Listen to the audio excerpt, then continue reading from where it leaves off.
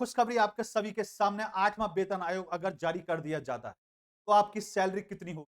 सभी बिंदुओं पर यहां पर हम विस्तार से चर्चा करने वाले हैं। और न्यूनतम और अधिकतम सैलरी कितनी होगी और प्रमाण के साथ हम आपको सिद्ध करके दिखाएंगे कि अगर ये कमीशन आयोग लागू कर दिया जाता है, तो आपकी सैलरी कितनी। ये वीडियो जो सरकारी नौकरी करते हैं उनके लिए भी इंपॉर्टेंट है, या जो सरकारी नौकरी की तैयारी कर रहे हैं उनके लिए भी इंपॉर्टेंट है, क्योंकि इस वीडियो को देखने के बाद सरकारी नौकरी की तैयारी करना चाहते हैं वो अपनी तैयारी को 3 गुना कर देंगे। यकीन मानिए, इस वीडियो को अगर आपने एंड तक देखा तो आप अपनी तैयारी को 3 गुना कर देंगे। और चलिए करते हैं शुरुआत। अमित चौधरी और आपका स्वागत करता हूं आपके अपने यूट्यूब चैनल टारगेट बेस किस नाम है। यहाँ पर हम बात करेंगे 8वां वेतन आयोग, संभावित वेतन और प्रमुख जानकारियां, केंद्रीय कर्मचारियों के पेंशन भोगियों के लिए विश्लेषण। हमने एक विश्लेषण तैयार किया है जहां पर आपके सामने हम ये बताना चाहते हैं कि आपकी सैलरी कितनी होगी। देखिए, बात को अगर हम समझें तो यहां पर बात को समझने की जरूरत है, क्योंकि ये बातें मैं कुछ अपनी तरफ से नहीं कह रहा हूं। ये सीधा सीधा न्यूज़पेपर की कटिंग है। ये इस समय बिल्कुल ट्रेंड में चल रहा है कि अगर 8वां पे कमीशन जारी कर दिया गया तो न्यूनतम सैलरी कितनी होगी और अधिकतम सैलरी कितनी होगी। चलिए आइए बात को आगे लेकर चलते हैं और समझते हैं। देखिए, 8वां वेतन आयोग, संभावित वेतन और प्रमुख जानकारियों की अगर हम बात करें, तो 8वां वेतन आयोग का महत्व की अगर हम बात करें कि क्या कारण है कि 8वां वेतन आयोग लागू किया जा रहा है, तो 7वां वेतन आयोग की समाप्ति के बाद वेतन और पेंशन में संशोधन की मांग की जा रही है, क्योंकि इसमें बात यह रखी गई है कि 1.2 करोड़ कर्मचारी पेंशन भोगियों पर सीधा सीधा इसका प्रभाव पड़ेगा। अब बात आती है कि अनुमानित न्यूनतम वेतन कितना होगा। बिल्कुल, अगर न्यूनतम वेतन की बात करेंगे तो 51,480। बिल्कुल सही कह रहे हैं आप। अगर सरकारी नौकरी आप करते हैं या आप सरकारी नौकरी की तैयारी कर रहे हैं, तो आपकी न्यूनतम सैलरी कितनी होगी?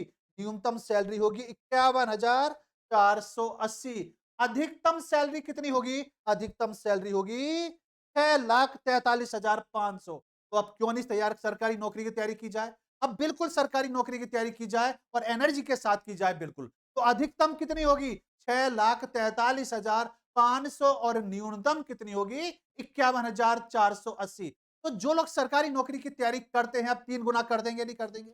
क्यों करेंगे 3 गुना, ये भी मैं बताऊंगा। और जो लोग सरकारी नौकरी इस समय करते हैं, जरा मुझे कमेंट्स में बताएंगे कि आपकी सैलरी में कितनी वृद्धि होगी। अब ये वृद्धि कैसे निकाली जाएगी, इसको मैं समझा देता हूं। इसके लिए एक फार्मूला है, उस फार्मूले के बेस पर हम इसको निकाल सकते हैं कि अधिकतम सैलरी के आधार पर या न्यूनतम सैलरी भविष्य में अगर आपकी सैलरी है तो कितनी हो सकती है। देखिए, 7वां वेतन आयोग की अगर हम बात करें तो इसकी जो स्थापना की गई थी वो करी गई थी 2014 में, जबकि इसको लागू किया गया था 2016 में। यहां पर अगर न्यूनतम वेतन की बात करें तो उससे पहले 7,000 थी। कितनी थी? 7,000। और 7वें वेतन आयोग में अधिक न्यूनतम सैलरी कितनी हो गई? 18,000 हो गई थी। जबकि अधिकतम वेतन जो था उस समय 90,000 था और यह बढ़कर कितना हो गया था? 2,25,000 हो गया। इसका मतलब फिटमेन फैक्टर जो हुआ वो कितना परसेंट आया? 2.57। कितना आया? 2.57। लेकिन इसकी कुछ सीमाएं थी। बढ़ती महंगाई के साथ ये मेल नहीं खाती और पेंशन सुधार अपर्याप्त रहे, तो पेंशन सुधार जो किए गए थे वो इसमें तालमेल मैच नहीं कर पाया। अब आते हैं हम 8वें वेतन आयोग पर, जिसको हम बेसब्री से कर रहे हैं इंतजार कि कितनी वृद्धि होगी और कैसे वृद्धि होगी, जरा इसको भी समझ लेते हैं। देख लीजिए, अगर न्यूनतम वेतन की अगर हम बात करें तो मैंने आपको बताया कि न्यूनतम वेतन कितना होगा? 51,480। अब ये कैसे होगा? मान लेते हैं कि 7वां वेतन आयोग जब लागू किया गया था तो न्यूनतम कितनी है? 18,000। का मतलब इतना करने के लिए कितने से मल्टीप्लाई करें? 2.86। कितना? 2.86 की वृद्धि होगी। इसका मतलब अगर किसी की आज 18,000 सैलरी है, 8वां वेतन आयोग लगने के बाद उसकी सैलरी कितनी हो जाएगी? 51,480। इसी तरह अगर अधिकतम की बात करें जो 7वें वेतन आयोग में थी, कितनी थी? 2,25,000। तो इसकी भी गुणा 2.86 अगर कर दी जाए तो अधिकतम कितने निकल कर आती है? 6,43,500। इसका मतलब यहां पर फिटमेन फैक्टर जो बढ़ा वो कितना बढ़ गया? 2.86। 2.86 की वृद्धि हो रही है। अब आप कहेंगे सर हम अपनी सैलरी कैसे निकालें अगर हमारी वर्तमान में आपकी जो भी सैलरी होगी 8वां वेतन आयोग लगने के बाद कैसे बढ़ेगी? आइए इसको भी समझ लेते हैं कैसे निकाला जाता है। लेकिन उसके बाद कुछ कंपेयर जरा कर लेते हैं 7वें वेतन आयोग और 8वें वेतन आयोग की। देखिए भाई, अगर वेतन की बात करें तो 7वां वेतन आयोग जब लगा था तब कितना बढ़ा था? 2.57 फैक्टर था और अब कितना हो गया? 2.86। तो अनुमान है कि इतना होगा। इससे क्या होगा? कर्मचारियों के वेतन में बड़ी वृद्धि होगी, बिल्कुल होगी। भई 18,000 से सीधा 51,000 हो रहा है और खरीद क्षमता और आर्थिक गतिविधियों में भी क्या आएगी? वृद्धि आएगी अगर पेंशन और सैलरी लोगों की बढ़ा दी जाए। अब बात आती है, उसी बात को लेकर सब लोग इस वीडियो का बेसब्री से कर रहे हैं इंतजार कि सर कैसे निकाली जाती है आपकी सैलरी में वृद्धि? तो उसको भी देखेंगे। तो बढ़ती मांग की बात करें तो 7% वार्षिक है इस समय भारत की, और जबकि जीवन यापन, उच्च लागत और स्वास्थ्य, शिक्षा और परिवहन में भी वृद्धि होगी। सरकारी राजस्व वृद्धि, जीडीपी मजबूत प्रदर्शन होगा, क्योंकि जब सैलरी बढ़ेगी तो लोग टैक्स जमा करेंगे और टैक्स जमा करेंगे तो जीडीपी क्या होगी? मजबूत प्रदर्शन, बड़े स्तर पर वृद्धि होगी। अब बात करते हैं आगे, बात को और समझ लीजिए। देखिए, 8वां वेतन आयोग संभावित वेतन प्रमुख जानकारी की बात करेंगे। एनसी एसीएम की काफी बड़े स्तर पर निकल कर आता है। एनसीजेसीएम केंद्रीय कर्मचारियों और पेंशन भोगियों का राष्ट्रीय मंच है।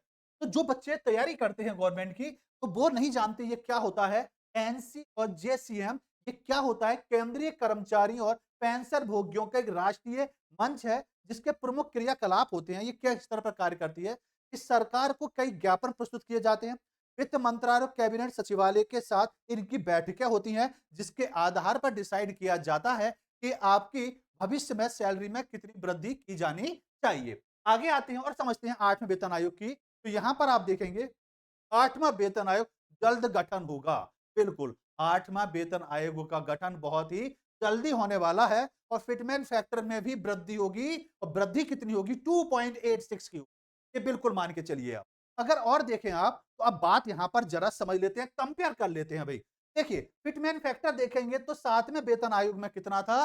2.57 बढ़ के कितना हो जाएगा? 2.86। जबकि न्यूनतम वेतन पहले कितना था? 18,000। मैं कह सकता हूं, अभी इस समय की बात कर रहा हूं, मैं आज की बात करूं तो न्यूनतम कितना है? 18,000 है। भविष्य में कितने होने की संभावना है? न्यूनतम 51,480। अधिकतम वेतन की अगर हम बात करें तो अधिकतम वेतन है 2,25,000। भविष्य में कितने होने की संभावना है अधिकतम? तो भाई इससे मल्टीप्लाई करेंगे तो लगभग 6,43,500 के आसपास आती है। अब बात आती है कब लागू किया जाएगा। तो देखिए, 7वां वेतन आयोग लगभग 2016 में लागू किया गया था। भाई 2014 में बनकर तैयार हुआ और लागू करा गया था 2016 में। अब बात हो रही है 2024 में, तो यह अनुमानित है कि 2025 में इसको लागू कर दिया जाएगा। कुछ ही कारण हो सकते हैं इसको 2026 तक खींचा जाए, लेकिन मैं मानता हूं 2025 तक इसको पूर्ण रूप से लागू कर दिया जाएगा। और बात को जरा समझते हैं। अब बात आती है कि सर फार्मूला बताइए, कौन सा फार्मूला है जिससे हम अपनी पेंशन का अनुमान लगा सकते हैं, अपनी सैलरी का अनुमान लगा सकते हैं कि हमारी सैलरी में कितनी वृद्धि होगी। इसके लिए हमने एक फार्मूला तैयार किया है। मान लेते हैं, यदि किसी कर्मचारी का वेतन 70,000 प्रति माह है, तो 7वें वेतन आयोग के अनुसार और 8वें वेतन आयोग के अनुसार फिटमेंट फैक्टर 2.86 हो, तो नए वेतन की गणना कैसे निकाली जाएगी? आप भी निकालिए और बताइए कमेंट बॉक्स में कि आपकी सैलरी वर्तमान में कितनी है और इस फार्मूले के बेस पर आपकी सैलरी में कितनी वृद्धि हुई। मान लेते हैं किसी कर्मचारी की सैलरी कितनी है? 70,000। तो फिटमेंट फैक्टर कितना बढ़ रहा है? 2.86। तो 2.86 से अगर गुणा करेंगे तो 2,02,000 प्रति माह निकल कर आएगी। नए वेतन फैक्टर के अनुसार अगर हम बात करें तो मासिक वेतन कितना निकल कर आया? तो मासिक वेतन उसका निकल कर आया भाई 2,02,000। अब बात आती है सालाना वेतन कितना होगा, वार्षिक वेतन कितना होगा। भाई जब एक महीने में उसको सैलरी मिल रही है 2,02,000, तो 12 महीने से मतलब गुणा कर दें तो 24,02,400। जी हाँ, एक साल की सैलरी कितनी निकल कर आएगी? 24,02,400 एक साल की सैलरी होगी आपकी। बहुत अच्छा मौका है। तो अगर आप हो गया, नहीं हो गया 3 गुना, कितनी वृद्धि हो रही है सैलरी में? 3 गुना वृद्धि हो रही है। तो क्या आप 3 गुना मेहनत नहीं कर सकते? बिल्कुल करिए। आप जिस चीज़ की भी तैयारी करते हैं, उस तैयारी को और बेहतर करिए। जो रिजल्ट आया है उसको नेगेटिव छोड़ दीजिए, पीछे छोड़ दीजिए और अपनी ज़िंदगी को आगे लेके चलिए और अपनी तैयारी को और बेहतर कीजिए। तो ये फ़ॉर्मूला है, इस फ़ॉर्मूले के बेस पर आप निकाल सकते हैं कि आपकी सैलरी में कितनी वृद्धि होने के बाद आपकी सैलरी कितनी हो जाएगी। तो ये था आपका 7वां और 8वें वेतन आयोग की बात। यहां पर अगर हम बात करें तो छोटा सा निष्कर्ष निकल कर आता है कि बढ़ती लागत और उचित मुआवजे के लिए 8वें वेतन आयोग की आवश्यकता है। कर्मचारियों और पेंशन भोगियों पर समय पर घोषणा की उम्मीद की जाती है और वेतन आयोग से वित्तीय सुधार और जीवन स्तर में इससे सुधार होगा ऐसा माना जाता है। तो ये वीडियो अगर आपको बेहतर लगी हो तो अपने सभी साथियों को, अपने परिवार के लोगों को ज्यादा से ज्यादा शेयर करें। आपके कोई साथी अगर सरकारी नौकरी करता है तो उसको भेजिए और उससे कहिए, बता भाई तेरी सैलरी में कितनी वृद्धि हो रही है। और जो बच्चे सरकारी नौकरी की तैयारी करते हैं, मैं मानता हूं इस वीडियो को देखने के बाद उनकी तैयारी भी 3 गुनी हो जाएगी। मैं आशा करता हूँ वीडियो बेहतर लगी होगी। अगर आपको बेहतर लगी हो तो अपने सुझाव ज़रूर कमेंट बॉक्स में दें। वीडियो बेहतर लगी हो तो लाइक, शेयर और सब्सक्राइब ज़रूर कर दें ताकि इस तरह की मोटिवेशनल वीडियो आपके लिए हम समय पर लाते रहें। धन्यवाद।